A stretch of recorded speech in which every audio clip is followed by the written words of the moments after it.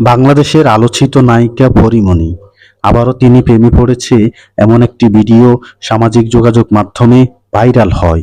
পুরো ঘটনা জানতে আমাদের সাথে থাকুন।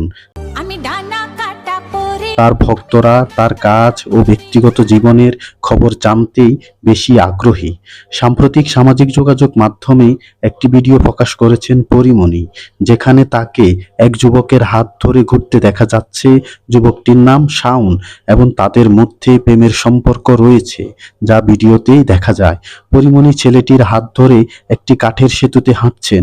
তারা প্রায় এক যুগেরও বেশি সময় ধরে বন্ধু বলে জানান পরীমনি।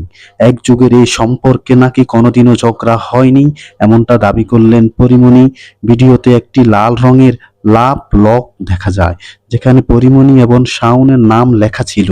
তারা দুজনে মিলি এই লাভ লকটি একটি কাঠের উপর ঝুলিয়ে দেন, যা তাদের ভালোবাসার বন্ধনকে প্রতীকীভাবে স্থায়ী করার ইঙ্গিত দেয়।